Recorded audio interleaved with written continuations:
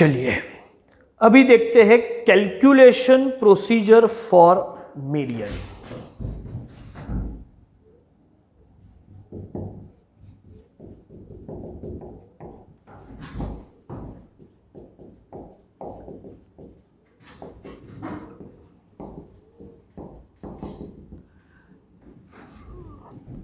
Median में भी हम 3 केस से काम करेंगे। आपको रॉ डेटा दिया हुआ है, डिस्क्रीट है या ग्रुप डेटा है, वो चेक कीजिए। जैसे अरिथमेटिक मीन में भी हम रॉ डेटा, डिस्क्रीट डेटा और ग्रुप डेटा से मीन निकालते थे, उसी तरीके से। तो केस 1 हमारे लिए है कि raw data is given. Case 2 होगा डिस्क्रीट डेटा और केस 3 होगा ग्रुप डेटा। हर केस के हिसाब से कैलकुलेशन प्रोसीजर, प्रिंसिपल सेम रहेगा लेकिन प्रोसीजर थोड़ा बहुत चेंज होगा। जैसे कि पहले केस 1 की बात करते हैं। रॉ डेटा है तो कैसे डील करेंगे, तो आपको ये क्वेश्चन सॉल्व करना है और रॉ डेटा दिया हुआ बोला कि लोकेट द मीडियन और फाइंड द मीडियन, तो आपको 2 स्टेप में आंसर मिल सकते हैं। स्टेप 1 है arrange given observations in increasing order of magnitude. Observation को इंक्रीजिंग ऑर्डर ऑफ मैग्नीट्यूड में अरेंज कर लीजिए, ये आपका फर्स्ट स्टेप है। और उसके बाद सेकेंड स्टेप है कि median is equal to n+1 divide by truth observation. तो ये 2 स्टेप आप करो, आपके पास सीधा आंसर आ जाएगा। केस 2 देखने से पहले हम केस 1 के ही कुछ इलस्ट्रेटिव क्वेश्चन सॉल्व कर लेते हैं, ठीक है? तो बिल्कुल क्लियर हो जाएगा कि हम मीडियन कैसे डिटरमाइन करते हैं। चलिए क्वेश्चंस देखते हैं।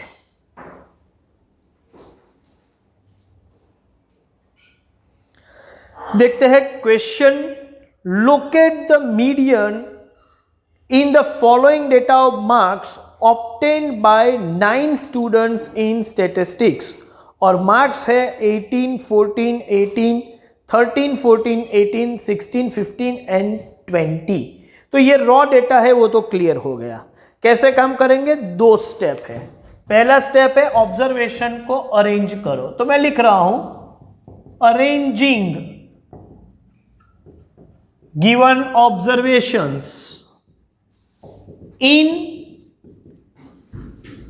increasing order of magnitude। कितने ऑब्जर्वेशन है? हमने देखा कि ये 9 स्टूडेंट्स के मार्क्स है। देखो ये लिखने के बाद कंपल्सरीली ऐसा आप एक टेबल बना दो, सीरियल नंबर और ऑब्जर्वेशन। यहां ऑब्जर्वेशन में मार्क्स है तो मैं लिख रहा हूं मार्क्स। कितने ऑब्जर्वेशन है? 9। तो सीरियल नंबर 1 2 3 4 5 6 7 8 9। तो इस तरीके से पहले सीरियल, देखो कई स्टूडेंट सिर्फ ऑब्जर्वेशन तो इंक्रीजिंग ऑर्डर में लिखते लेकिन ये सीरियल नंबर नहीं लिखते, तो हम ये प्रैक्टिस मेंटेन करेंगे कि हम सीरियल नंबर भी लिखेंगे। इसका एडवांटेज बाद में पता चलेगा, ठीक है? तो सिर्फ ऑब्जर्वेशन नहीं लिखेंगे, हम सीरियल नंबर भी लिखेंगे और ऑब्जर्वेशन उसके बाद। लोएस्ट ऑब्जर्वेशन कौन सा है? आप बोलोगे सर 13 है।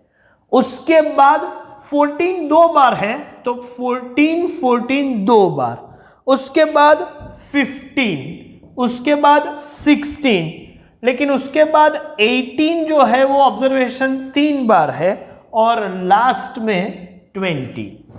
तो स्टेप 1 के हिसाब से ऑब्जर्वेशंस अरेंज हो चुके हैं। अब median is equal to n+1 divide by truth observation. n+1 divide by 2, n है 9, तो 9+1 divide by truth observation. 9+1 10, 10 divide by 2 करेंगे तो ये आएगा 5। 5 is not the answer but 5th observation is answer. और 5th ऑब्जर्वेशन कौन सा है? आप बोलोगे सर 16 है। तो ये डेटा का, ये क्वेश्चन का मीडियन है 16। अब स्टूडेंट को कभी कभी ये प्रॉब्लम आएगा और कई सारे स्टूडेंट ऐसा सोचते होंगे कि सर ये तो बराबर है कि 9 + 1 10/2, तो ये 5th ऑब्जर्वेशन, ये 9 ऑब्जर्वेशन है। 9 के बजाय 10 ऑब्जर्वेशन होते तो मतलब ऑड नंबर के बजाय इवन होते तो कोई एग्जैक्ट में मिडल वैल्यू नहीं मिलती। तो उस वक्त क्या करेंगे, चलिए ऐसा भी एक क्वेश्चन देख लेते तो वो प्रॉब्लम भी सॉल्व हो जाए। देखते हैं एक और क्वेश्चन। चलिए क्वेश्चन है, obtain the value of median from the following data, और values are 25, 22, 15, 17, 19, 15, 21 and 38। आप ध्यान से देखो तो टोटल 8 ऑब्जर्वेशन है। तो स्टेप 1 तो वही है, arranging observations in increasing order of magnitude, लेकिन सीरियल नंबर में 1 2 3 4 5 6 7 8। चलिए लोएस्ट ऑब्जर्वेशन कौन सा है, लोएस्ट ऑब्जर्वेशन जो है वो है 15, लेकिन वो 2 बार है तो 15 15। उसके बाद है 17, उसके बाद है 19, उसके बाद 21, उसके बाद 22, फिर 25 और लास्ट में 38। चलिए अब मीडियन का मतलब फॉर्मूला कोई चेंज नहीं होगी। देखो n+1 divide bye 2th observation, n है 8, 8 + 1 डिवाइड बाय 2th ऑब्जर्वेशन, तो 9/2 का मतलब होता है 4.5th ऑब्जर्वेशन। अब यहां से सर ये कैसे निकाले, 4.5, 4th ऑब्जर्वेशन हो तो निकाल सकते हैं, 5th हो तो निकाल सकते हैं, ये 4.5, इसका ये मतलब हुआ कि 4 और 5 के बीच में, तो इसको मैं ऐसा बोल सकता हूं कि 4th observation plus 5th observation divide by 2। जब 4.5 है तो उसको हम लिखेंगे 4th plus 5th divide by 2। Suppose 7.5 होता तो 7th plus 8th divide by 2। Suppose 9.5 होता तो 9th plus 10th divide by 2। इस हिसाब से जाएंगे। 4th ऑब्जर्वेशन है 19, 5th ऑब्जर्वेशन है 21 और डिवाइड बाय 2, तो इसका ये मतलब हुआ कि 19 + 21 डिवाइड बाय 2 40/2, तो ये होगा answer 20।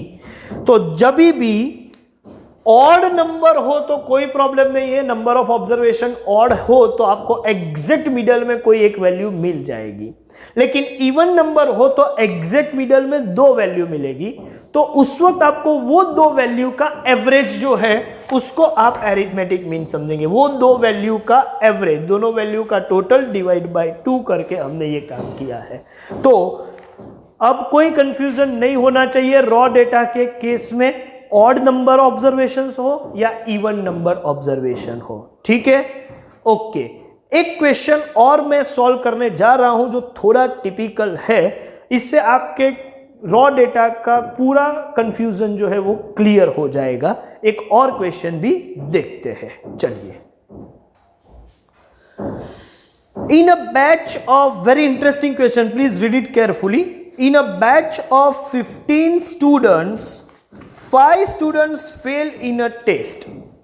The marks of 10 students who have passed were 9, 6, 7, 8, 9, 6, 5, 4, 7, 10।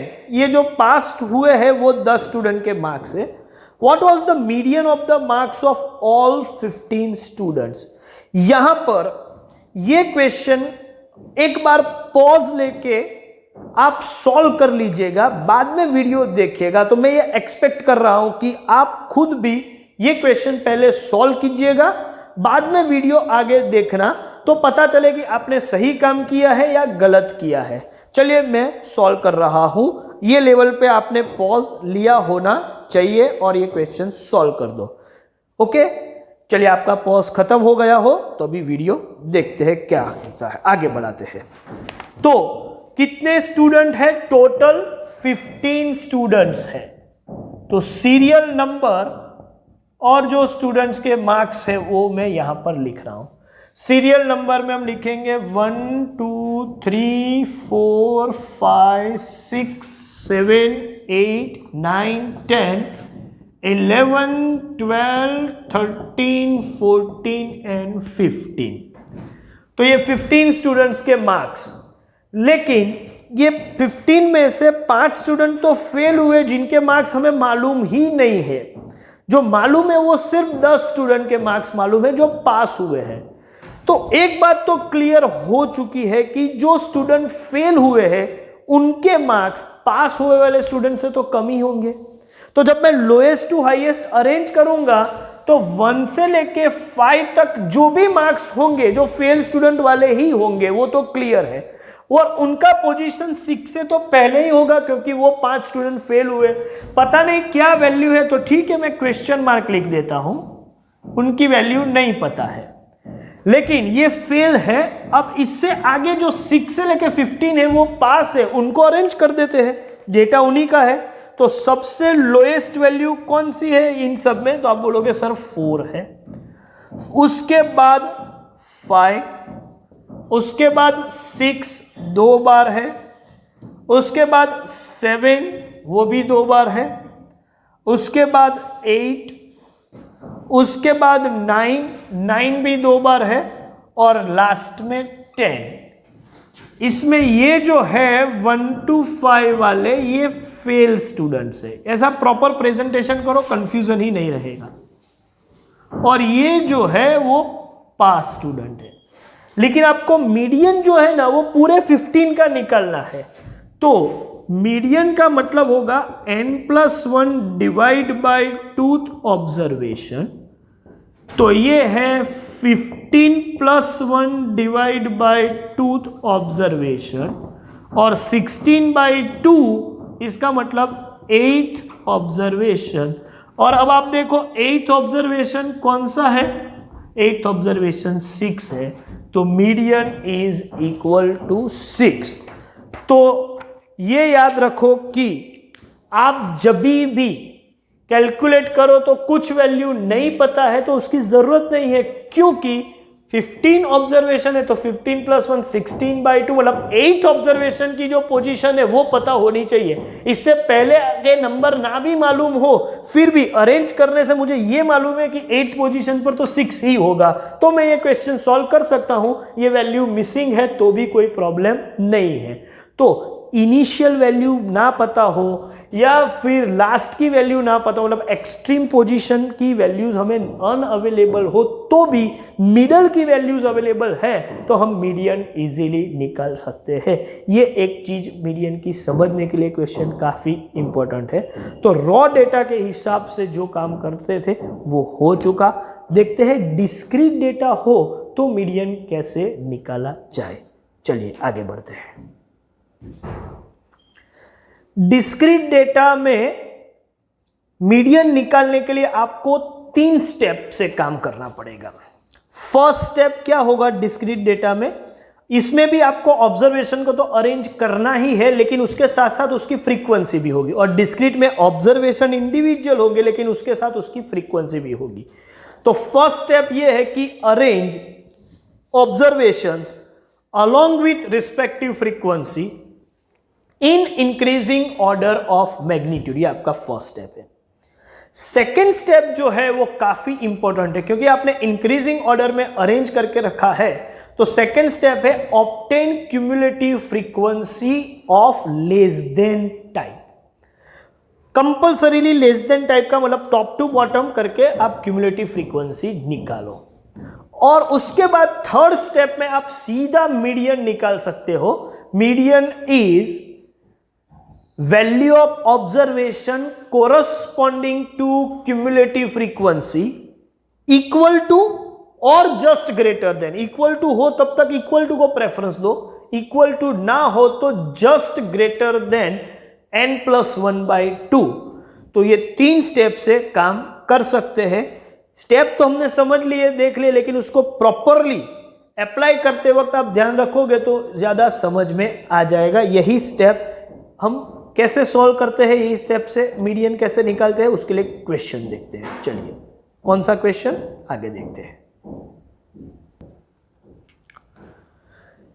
Question पढ़ते हैं। 5 coins are tossed 99 times and at each toss the number of heads were observed. The number of tosses during which 0, 1, 2, 3, 4, 5 heads were obtained is shown in following table. Find the median size of the head obtained. Number of heads x 0, 1, 2, 3, 4, 5 and number of tosses is frequency. मतलब 0 times head आया हो ऐसे 4 toss है, एक बार head आया ऐसे 15 tosses है, तो वो आपकी फ्रीक्वेंसी हो गई। And so on up to 5, total 99 times tossing किया हुआ है। चलिए पहले मैं क्वेश्चन को यहां प्रेजेंट कर रहा हूं। नंबर ऑफ हेड्स जो है वो x है और नंबर ऑफ टॉसेस जो है वो फ्रीक्वेंसी है। x का वैल्यू है 0, 1, 2, 3, 4, 5 और जो फ्रीक्वेंसी है वो है 4, 15,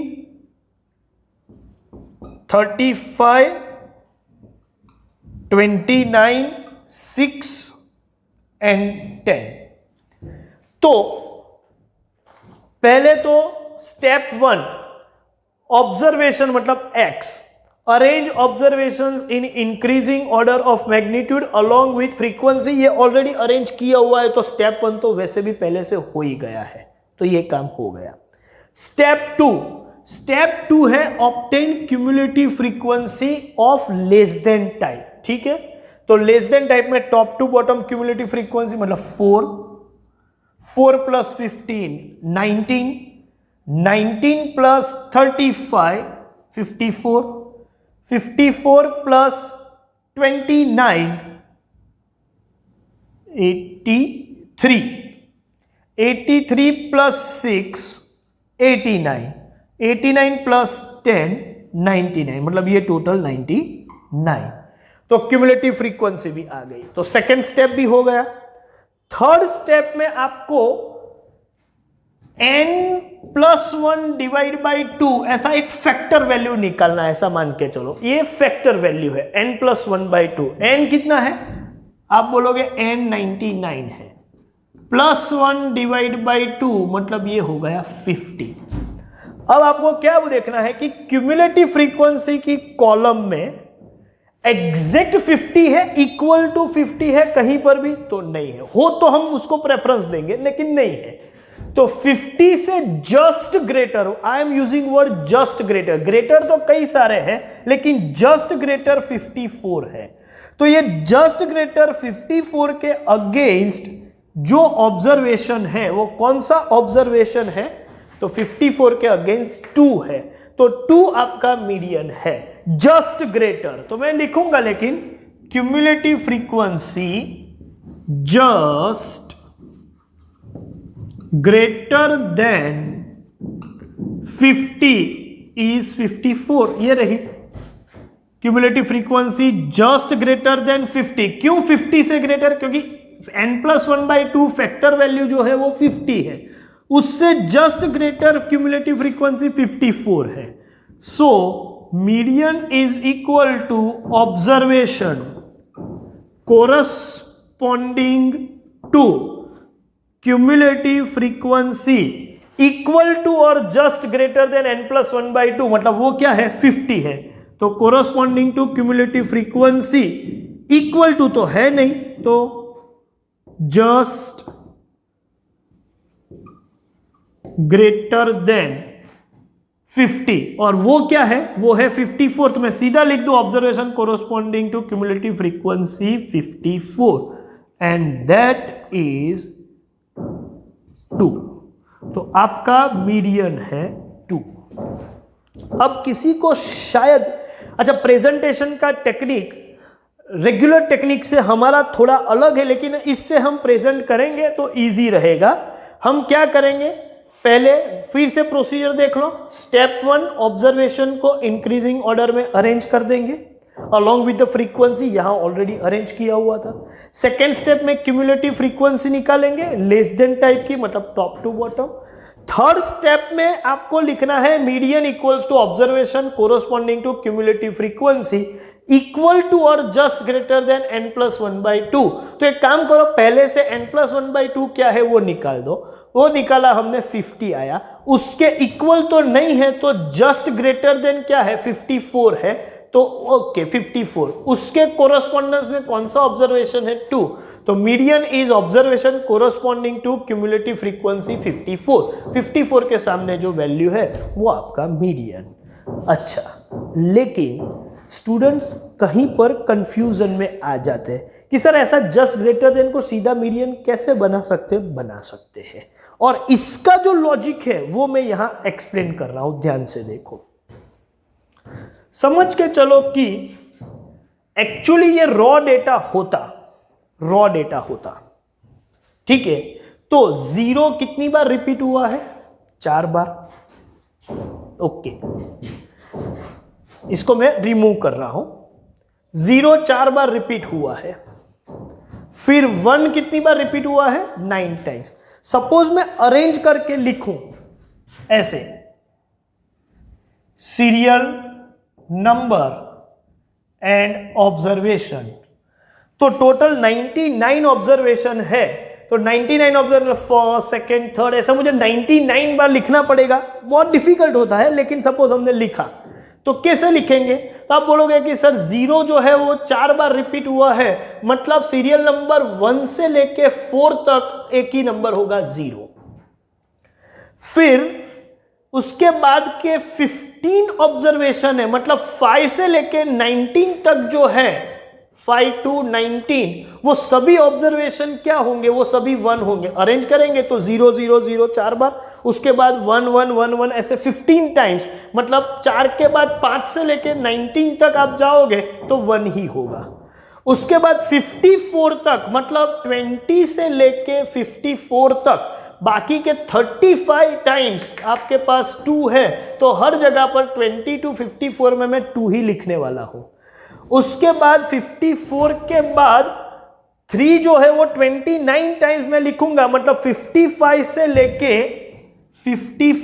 लेके 83 तक ऑब्जर्वेशन 3 होगा। 83 के बाद 4 आएगा, 83rd मतलब 84th ऑब्जर्वेशन जो है वो 4 होगा। 84th 85th 86 कहां तक, 89th तक, मतलब 84 to 89 में 4 होगा।